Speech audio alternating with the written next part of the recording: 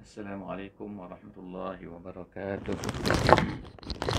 Alhamdulillahirabbil alamin wassalatu wassalamu ala Rasulillah wa ala alihi wa sahbihi ajmain.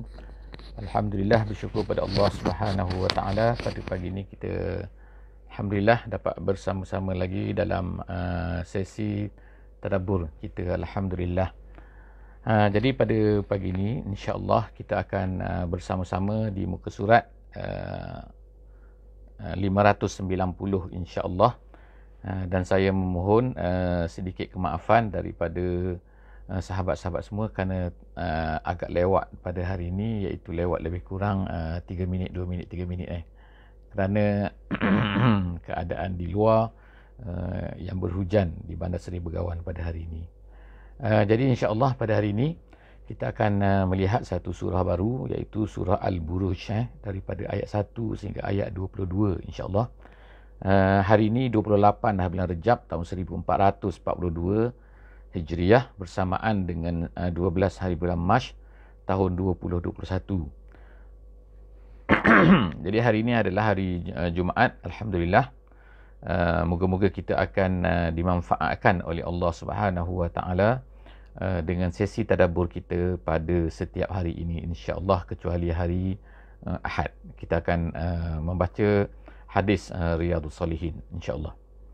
Jadi hari ini daripada soal buruj ni, daripada namanya, diambil daripada sumpahan yang telah dimulakan oleh Allah Subhanahu wa taala di dalam surah ini.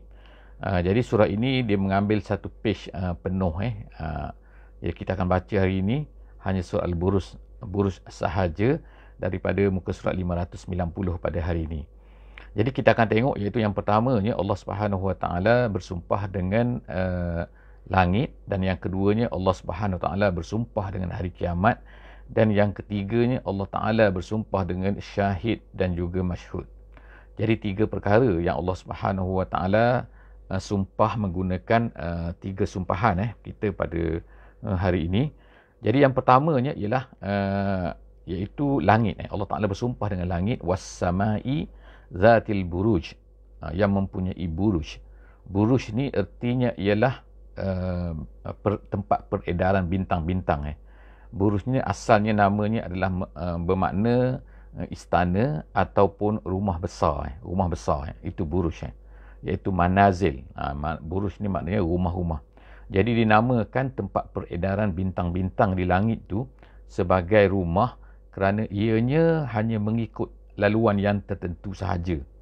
Sebab itulah sejak daripada zaman Nabi SAW lagi telah ada manusia ni melihat kepada tempat perjalanan bintang-bintang, dan dinamakan mempunyai 12 tempat peredaran bintang-bintang, ataupun dia kata planet ke dan sebagainya lah, apa yang ada di langit tu. Jadi lahirlah nama yang sekarang ni manusia menggunakan sebagai zodiak dan sebagainya tu. Iaitu ada bintang Piscesnya, ada bintang Cancernya, ada bintang Capricornnya, dan macam-macam lagi. Itu adalah merupakan Al-Buruj tu, iaitu buruj bintang. Itu yang pertamanya. Jadi Allah Subhanahu Wa Taala bersumpah untuk menunjukkan kekuasaan dia. Dia berkuasa, maknanya dia yang menentukan tu. Tetapi walaupun hebatnya benda-benda tu semua, tetapi semuanya adalah tetap bergerak dengan ketetapan daripada kuasa Allah Subhanahu Wa Taala, sebagaimana yang disebutkan di dalam ayat yang yang terakhir, yang terakhir daripada surah ini. Allah Subhanahu Wa Taala sebutkan, iaitu fa'alul lima yurid. Allah Taala tu boleh buat apa yang dia nak. Itu yang pertama. Yang keduanya, wal yaumil mau'ud, dan hari yang dijanjikan. Hari janjikan itu hari kiamat lah. Dan yang ketiganya ialah wasyahidin wa masyhud, iaitu syahid. Artinya syahid ni ialah ar-ra'i, artinya orang yang melihat. Apabila orang tu melihat, maka kita panggil dia adalah penyaksi. Tapi asyahid juga boleh diertikan juga, digunakan dalam bahasa Arabnya dengan erti orang yang hadir, iaitu orang yang wujud di satu tempat tu. Seperti dalam surah Al-Baqarah, Allah SWT sebutkan, faman syahida minkumus syahra falyasum. Sesiapa yang hadir pada bulan Ramadan tu, maknanya dia wujud pada bulan Ramadan, maka hendaklah dia berpuasa. Jadi dalam ayat ni syahid wa masyhud. Syahid ni mana yang menyaksikan. Masyhud ertinya ialah yang disaksikan. Jadi apakah dia yang disaksikan, apakah dia yang menyaksikan tu?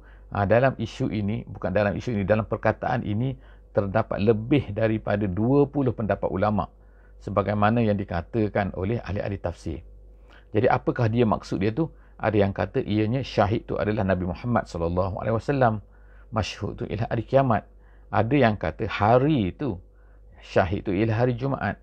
Masyhud tu ialah hari Arafah. Jadi macam-macam pendapat di sini kan saya sebut beberapa sahaja. Tetapi secara keseluruhannya ada pendapat yang juga mengatakan iaitu apa? Syahid tu ialah yang menyaksikan, yang menjadi saksi pada hari kiamat. Masyhud tu ialah satu benda yang disaksikan. Jadi wallahu a'lam manakah. Jadi kita insya-Allah kalau kita dengar mana-mana pendapat ni insya-Allah kan ianya adalah pendapat yang diterima oleh para ulama tafsir. Habis tiga sumpah tu, selepas tu kita akan tengok pula apa yang hendak disumpahkan oleh Allah Subhanahu Wa Taala. Demi. Jadi maknanya perkara yang hendak disumpahkan tu adalah satu perkara yang besar. Jadi Allah Subhanahu Wa Taala sebutkan selepas daripada itu iaitu apa? Qutila ashabul ukhdud. Jadi surah ini juga masyhur lah kan surah Al-Buruj ni masyhur dengan kisah ini Walaupun kisah ni tidak disebutkan dengan panjang lebar lah di dalam ayat ni, tetapi kisah ini adalah di antara kisah yang juga yang agak masyhur di tanah Arab kerana dikatakan ianya berlaku di tanah Arab, iaitu apa? Ashabul Ukhdud. Ashabul Ukhdud ni artinya ialah iaitu orang-orang yang menggali parit. Ashabu tu tuan punya. Kalau ikutnya Al-Ukhdud tu maknanya ialah parit. Parit iaitu Ukhdud ni ialah satu parit yang panjang, yang lebar, yang luas, iaitu dibuat oleh Ashabul Ukhdud ni. Jadi kisah ini telah kita ceritakan, kita telah baca sekarang ni di setiap subuh pada hari Ahad dalam sesi kuliah subuh kita ketika kita membaca kitab Riyadhus Salihin. Jadi dalam kitab Riyadhus Salihin tu ada satu bab, ada satu hadis. Hadis tu agak panjang berkenaan dengan sabar tu. Hadis tu hadis nombor 30 Ada yang ke-30 dalam Riyadhus Salihin. Hadis tu iaitu berkenaan dengan kisah seorang budak dan juga tukang sihir yang masyhurnya. Dan kemudian pada penghujung kisah tu, maka budak ini telah dibunuh dan kemudian tu orang-orang yang beriman kepada apa yang dibawa oleh budak ni iaitu Islam lah, mereka juga telah dibunuh.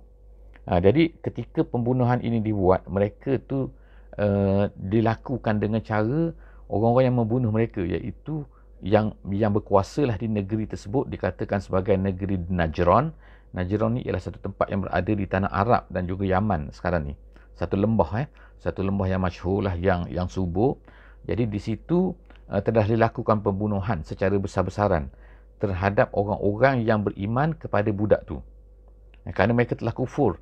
Mereka telah kufur dengan apa? Kufur dengan apa yang mereka sembah sebelum daripada ni. Jadi mereka tak beriman lagi kepada apa yang mereka sembah, lalu mereka pun beriman dengan apa yang dibawa oleh budak ni. Lalu budak ini, lalu mereka ni telah dibunuh di dalam lubang-lubang. Iaitu lubang-lubang yang digali di jalan-jalan, kemudian dinyalakan api di dalam tu, kemudian mereka telah dicampakkan. Dan menurut satu hadis, iaitu mereka ni sebelum lagi mereka ni sampai kepada api di bawah tu, malaikat telah mencabut nyawa mereka. Jadi artinya sebelum mereka sampai kepada api, mereka telah mati. Jadi mereka tak merasalah kesakitan ataupun penyiksaan yang diinginkan oleh penguasa di tempat tersebut pada masa tu. Jadi itu Ashabul Ukhdud, iaitu orang yang duduk tu. Jadi mereka ni, Allah Ta'ala sebutkan mereka ni menggali parit-parit yang besar tu, yang panjang tu, dinyalakan api, kemudian dicampakkan tu. Jadi mereka buat macam tu, Allah Ta'ala laknat mereka. Kutila artinya dilaknat. Dilaknatlah orang-orang yang telah menjadi penggali-penggali parit tu. Dan kemudian Allah Ta'ala kata An-nari zatil waqud. An-nari zatil waqud, iaitu api-api. Ukhdud mereka tu, mereka buat tu, kemudian mereka telah buat apa tu? Api-api yang dinyalakan, yang mempunyai bahan-bahan nyalaannya. Kemudian tu izhum alaiha qu'ud. Dan mereka ni pula memerhatikan, duduk keliling tu kan, dikatakan dengan kursi-kursi siap, maknanya mereka duduk di situ. Untuk apa? Untuk melihat penyiksaan yang mereka kenakan kepada orang ni. Jadi Allah Subhanahu Wa Taala kata sini, wahum ala ma yaf'aluna bil mu'minina syuhud. Mereka tengok, bukan mereka tak nampak, bukan dibuat dalam penjara, tak kan. Tapi dibuat di depan-depan mereka tu. Dan mereka tu suka hati pula tengok tu. Bergelak-gelak ketawa dan gembira pula kan. Jadi Allah Subhanahu Wa Taala sebutkan kemudiannya, iaitu apa? Kenapakah orang-orang yang beriman ini diseksa begitu rupa kan? Apakah salah merekanya? Allah Ta'ala kata, وَمَا نَقَمُوا مِنْهُمْ إِلَّا أَنْ يُؤْمِنُوا بِاللَّهِ الْعَزِيزِ الْحَمِيدِ. Mereka itu tidak dibakar. Naqamu di situ artinya ialah dibakar. Dibakar ke dalam api itu. Mereka itu tidak kerana lain. Tapi hanya kerana mereka ni beriman. Bukan mereka bunuh orang. Bukan mereka ni rogok orang. Bukan mereka ni rompak orang. Bukan mereka ni menyusahkan orang lain pun. Mereka beriman je.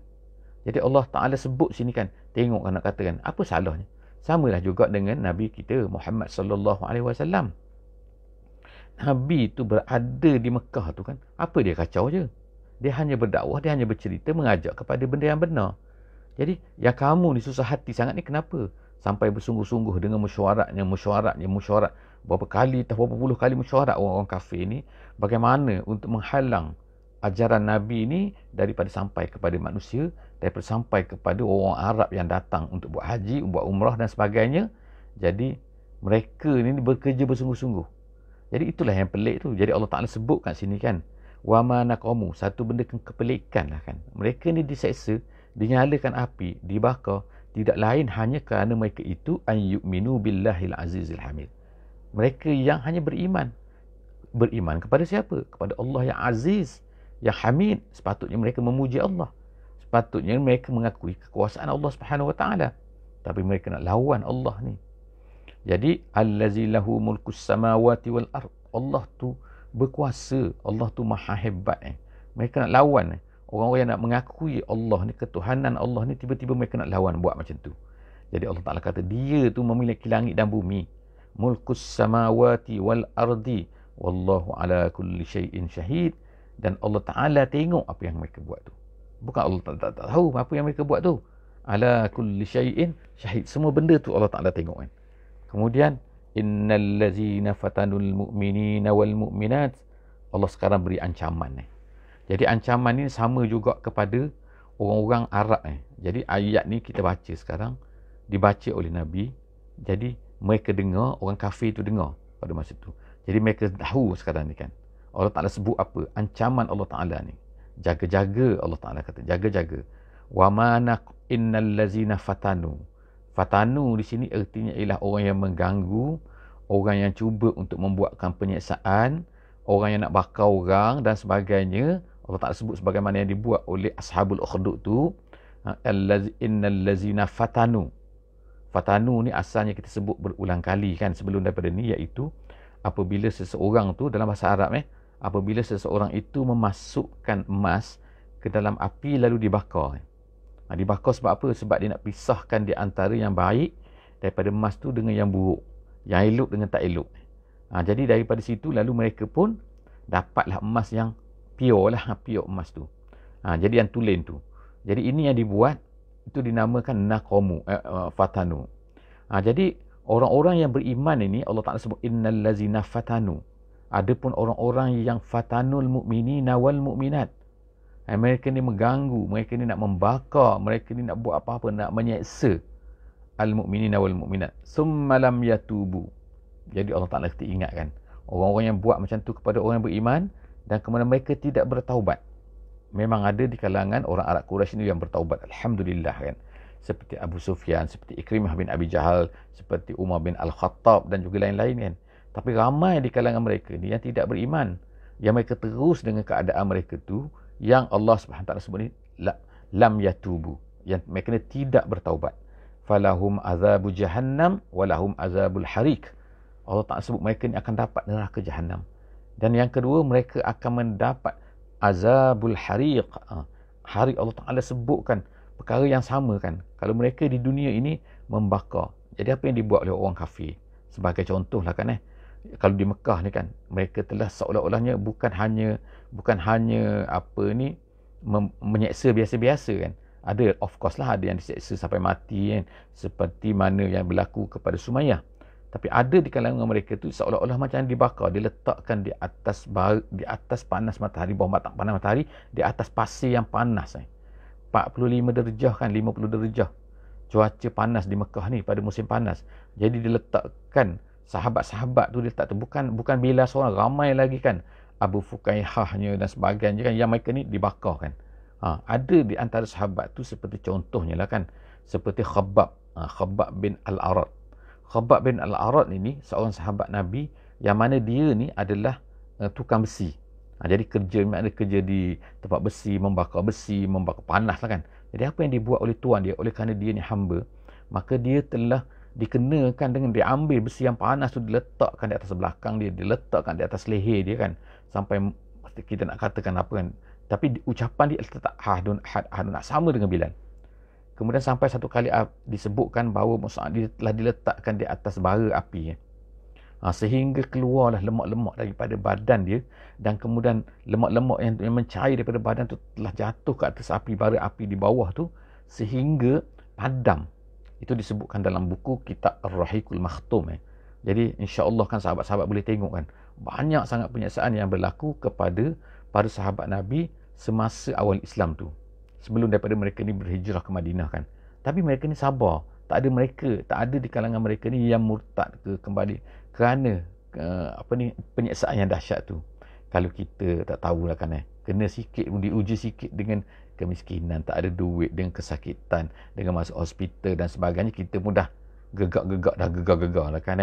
Jadi insya-Allah itu menjadi cabaran kepada kita kan, menjadi contoh lah kepada kita insya-Allah, supaya kita ni akan tetap sabar di atas apa yang telah diuji oleh Allah Subhanahu Wa Taala. Isbiru wa sabiru wa rabitu, insya-Allah. Seterusnya, jadi Allah Taala sebut sekian. Kalaulah orang-orang yang fatanul mu'minin wal mu'minat, kalau dia tak bertaubat, maka bagi dia azab yang pedih, azab jahannam, dan juga walahum azabul hari. Ayat yang ke-11 sekarang ni. Innal ladzina amanu, Allah Taala cerita sebaliknya. Adapun orang beriman, ini adalah untuk tasliah lah kepada para sahabat Nabi semua kan. Orang-orang yang beriman pula dan beramal soleh, lahum jannatun tajri min tahtihal anhar. Mereka ni akan mendapat syurga yang mana mengalir di bawahnya sungai-sungai. Zalikal fawzul kabir, itulah kejayaan. Jadi sekarang ni Allah Ta'ala cerita pasal kejayaan kan. Mereka ni yang berjaya. Tapi kalau ikut dari segi zahir pada masa tu, mereka ni diseksa kan, berjaya macam mana kan. Jadi sebab itulah kita ni kan, kalau janganlah kita ni, kalau kita ni berjaya, kita menjadi seorang Muslim, kemudian kita ni berjaya dalam bisnes ke, berjaya dalam pelajaran ke, berjaya dalam kehidupan ke, kita jangan rasa tengok ni kan, aku sebab Islam ni aku berjaya. Tak salah, bukan maksudnya salah itu, tapi maksudnya janganlah kalau kita kena apa-apa yang macam kata tak berjaya kata kan. Tak berjaya jadi kita misalnya bisnes tak jalan kata. Kita dah beriman kuat, kita dah bersama kan, dalam amal Islam, buat kerja Islam, masya-Allah kan. Tapi tiba-tiba kita ni kan pelajaran macam tak bagus. Ni bukan sebab kita tak study, kita dah study, tapi pelajaran entahlah Allah Taala beri macam tu kan. Tiba-tiba bisnes tak bagus, tiba-tiba sekarang coronavirus kan, tiba-tiba kita ni jadi miskin dan sebagainya kan. Janganlah pula kita kata, macam Islam aku tak betul ke ni. Tak. Kejayaan bukannya pada kejayaan pelajaran ke, bisnes ke dan sebagainya kan. Itu kejayaan dunia kita ambil, bagus kan. Tetapi kita kena ingatkan, bila kita beriman dan juga beramal soleh, itulah sebenarnya yang sebenar-benarnya kejayaan. Zalikal fawzul kabir, itulah al-fawzul kabir. Ayat yang ke-12 Allah Ta'ala sebut kan, inna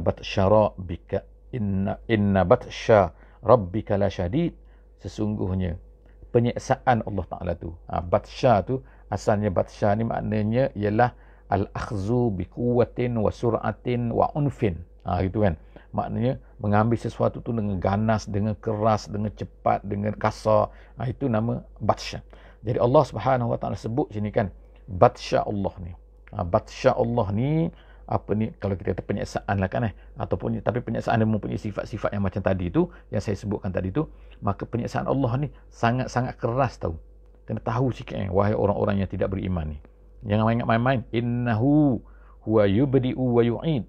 Dia dulu apa? Yubdi'u maknanya yang mengadakan, yang memulakan. Bada'a tu mula, yubdi'u tu yang memulakan, artinya daripada tiada kepada ada. Itu yang yubdi'u. Kemudian tu Dah kalau dia yang mengadakan, daripada tiada dia boleh mengadakan kepada ada. Jadi yu'id payah sangat ke dia nak yu'id? Yu'id tu maknanya mengembalikan semula. Kau dah mati kemudian bangkit. Jadi mana tengok kan, kita tengok kan, isu apa? Isu mengembalikan semula daripada mati kepada hidup, membangkitkan semula, itu macam isu besar kepada manusia kan. Jadi bagi kita sekarang pun sama juga sebenarnya kan. Isu besar ni kepada manusia yang hidup pada hari ini tu, bagi mereka kan, mati takkan hidup balik. Mati sebenarnya adalah dalam kepala mereka tu. Jadi benda ni yang kena tekankan, yang diajak oleh Allah Subhanahu Wa Taala, wa huwal ghafurul wadud. Dan kemudian Allah Ta'ala kata sifat dia tu ialah dia ni ghafur, dan kemudian dia tu wadud. Wadud ni apa? Iaitu kathirul mahabbah.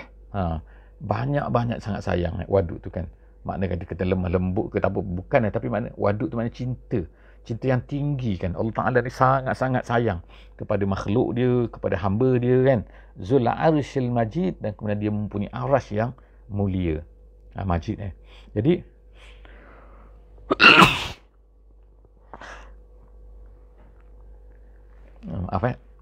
jadi okey, Zul Majid, Allah Subhanahu Wa Taala ni mempunyai arasy yang majid Apa dia arasy ni? Bentuk arasy tu ataupun bagaimana yang sebut sepah daripada dia akan sebut apa kan?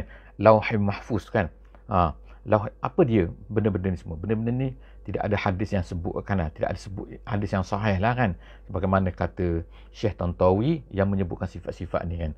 Walaupun adalah di kalangan sahabat tu kan yang menceritakan benda-benda ni, tapi yang kuatnya tak adalah kan bagaimana sifat dia ni besar langit bumi dan sebagainya. Itu wallahu alam bisawab Jadi kita akan sebut sini kan, Allah Taala ni mempunyai, kemudian ayat yang ke-16, fa'alul lima yurid. Fa'alul lima ni maknanya dia ni adalah, dia panggil mubalaghah.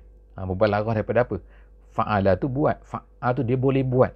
Ma yurid, lima yurid, fa'alul lima yurid, terhadap apa yang yurid, yang dia nak. Maknanya Allah Ta'ala ni mudah sangat kan. Dia tak penat, dia tak berat, dia tak apa kan. Dia nak buat apa-apa, dia boleh buat.